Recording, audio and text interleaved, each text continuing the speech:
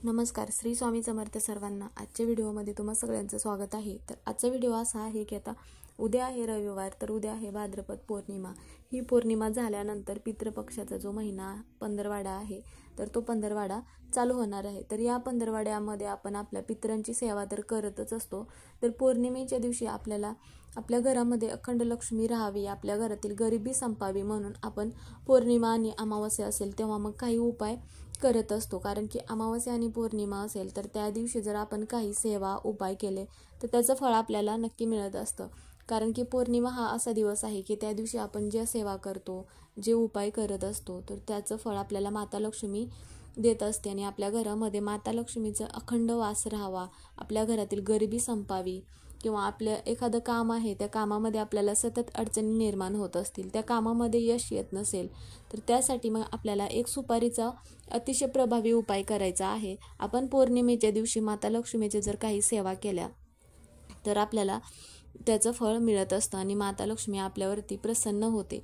तर मग ही जी माहिती आहे, तर एक सुपारीचा उपाय, तर तो उपाय आपल्याला कसा करायचा आहे तीच माहिती आपण आजच्या व्हिडिओमध्ये घेणार आहोत। हा व्हिडिओ शेवटपर्यंत बघितला तर तुम्हाला ही माहिती पूर्णपणे समजेल। तर आता बरेच वेळा काय होतं की आपण काही सेवा उपाय करतच असतो, तर पौर्णिमा जी आहे तर त्या पौर्णिमेच्या दिवशी तीर्थ ठिकाणी जाऊन स्नान करण्याला जास्त महत्त्व दिले जाते। पौर्णिमेलाच नाही किंवा इतर ज्या तिथी वगैरे दिवस असतात त्या दिवशी पण आपल्याला जर तिथे जाऊन स्नान करणं शक्य होत नसेल तर आपण मग घरी स्नान करत असताना अंघोळीच्या पाण्यामध्ये 2 थेंब गंगाजल टाकून मग स्नान करायचं आहे आणि मग हर हर गंगे असा मंत्र म्हणून मग स्नान करायचं आहे। कारण की ज्यावेळेस आपण पौर्णिमेच्या दिवशी म्हणा किंवा अमावस्येच्या दिवशी असं जर आपण स्नान करत असताना 2 थेंब गंगाजल टाकून स्नान केले तर आपल्यातील पितृदोष दूर होतो। तर हे जे उपाय आहेत तर हे बऱ्याच जणांना माहिती असतात किंवा बऱ्याच जणांना माहिती पण नसतात, म्हणून मग असे उपाय आपल्याला पौर्णिमेच्या दिवशी करायचे आहेत। त्याचप्रमाणे आपल्याला काय करायचं आहे, सकाळी दरवाजाला आंब्यांच्या पानांचं तोरण तर आवर्जून लावायचं आहे पौर्णिमेच्या दिवशी। कारण की माता लक्ष्मीला आंब्यांच्या पानांमध्ये सगळ्यात जास्त आवडतं, म्हणून दरवाजावरती आंब्यांच्या पानांचं तोरण लावल्यानंतर घरामध्ये नकारात्मकता येत नाही, घरातील नकारात्मकता निघून जाते, घरामध्ये नेहमी प्रसन्न वातावरण राहते। ज्या ठिकाणी प्रसन्न वातावरण असेल त्या ठिकाणी माता लक्ष्मी कायम वास करत असते। म्हणून मग आपल्याला काय करायचं आहे, आंब्यांच्या पानांचं तोरण दरवाजाला लावायचं आहे। त्यासाठी 11 आंब्याची पानं घ्यायचं आहे आणि मग तुम्ही पिवळ्या रंगाची 11 फुलं घेऊ शकता किंवा मग लाल रंगाची पण घेतलात तरीही चालेल। पानं स्वच्छ धुवून घ्यायचं आहे, प्रत्येक पानांवरती कुंकवाने स्वास्तिक काढायचं आहे आणि 1 आंब्याचं पान आणि 1 पिवळ्या रंगाचं फूल किंवा लाल रंगाचं फूल अशा पद्धतीचं आपल्याला मग तोरण बनवायचं आहे। तोरण बनवून झाल्यानंतर आपल्याला देवपूजा करून घ्यायचं आहे। देवपूजा झाल्यानंतर देवघरापुढे थोडा वेळ ठेवायचा आहे आणि माता लक्ष्मीला प्रार्थना करायचं आहे, तुमच्या घरामध्ये अखंड लक्ष्मी राहावे, घरातील गरिबी संपावी, प्रत्येक कामामध्ये यश मिळावे यासाठी प्रार्थना करायची आहे। आणि नंतर काय करायचं आहे, आपल्याला एक सुपारी घ्यायची आहे आणि हे आंब्याच्या जे पानांचं तोरण आहे तर दरवाजावरती लावून घ्यायचं आहे। लावून झाल्यानंतर मग आपल्याला दरवाजापुढे म्हणा रांगोळी काढायची आहे, छोटीशी माता लक्ष्मीची पावलं काढायची आहेत। कारण की पौर्णिमेच्या दिवशी माता लक्ष्मी आपल्या घरामध्ये अखंड राहावी म्हणून मग माता लक्ष्मीला ज्या सगळ्यात जास्त प्रिय वस्तू आहेत त्या वस्तू पण आपल्याला अर्पण करायच्या आहेत। त्याचबरोबर आपल्याला काय करायचं आहे, एक सुपारी घ्यायची आहे आणि एक विड्याचं पान घ्यायचं आहे। आता विड्याचं पान तुम्हाला अगोदरच आणून ठेवायला लागेल। आता विड्याचं पान नसेल तुमच्याकडे तर मग तुम्ही एक आंब्याचं पान घेतलात तरीही चालेल, कारण की आंब्याचं पान पण माता लक्ष्मीला जास्त प्रिय असतं। आणि देवघरामध्ये आपल्याला एक दिवा प्रज्वलित करून घ्यायचा आहे। दिवा प्रज्वलित केल्यानंतर दिव्यामध्ये 1 लवंग टाकायची आहे आणि हा दिवा आपल्याला पंथीमध्ये प्रज्वलित करायचा आहे। आणि हा उपाय करण्यासाठी अखंड तांदूळ घ्यायचे आहेत थोडेसे, जे आपण विड्याचं पान घेतलं आहे त्यावरती मग जी सुपारी आहे तर ती सुपारी ठेवण्या अगोदर अखंड तांदूळ ठेवायचा आहे आणि मग एक सुपारी ठेवायचं आहे।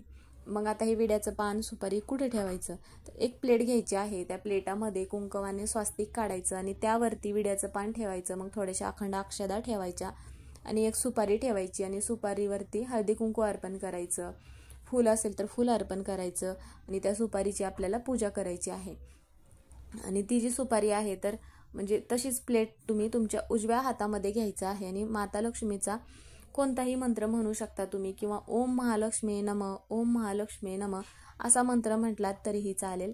आणि नंतर मग काय करायचं आहे, मंत्र म्हणून झाल्यानंतर तुमची जी पण काही इच्छा असेल तर ती इच्छा माता लक्ष्मीला सांगायची आहे. तर तुमच्या घरामध्ये एखादी व्यक्ती अशी आहे की ती सतत कष्ट करते, काम करते, पण त्या कामामध्ये त्या व्यक्तीला पाहिजे तसं यश मिळत नसेल तर त्याबद्दल सांगायचं आहे. किंवा घरामध्ये खूप पैसा येतो पण पैसा टिकून राहत नाही, तर घरामध्ये अखंड लक्ष्मी राहावी यासाठी प्रार्थना करायचं आहे. किंवा घरामध्ये सतत गरिबी येत आहे तर त्याबद्दल मग सांगायचं आहे, प्रार्थना करायचं आहे. तुमचे ज्या पण काही अडचणी असतील, संकटे असतील ते सांगायचं आहे माता लक्ष्मीला आणि प्रार्थना करायचं आहे ह्या अडचणी दूर होण्यासाठी. आणि तो जो उपाय आहे, हा जो उपाय आहे एक सुपारीचा, तुम्ही दिवसभर कधीही करू शकता आणि संध्याकाळी केलात तरीही चालेल, म्हणजेच की संध्याकाळी 9 पर्यंत केलात तरीही चालेल. आणि मग थोडा वेळ ती जी सुपारी आणि विड्याचं पान आहे तर देवघरामध्येच ठेवायचं आहे माता लक्ष्मीच्या मूर्ती पुढं.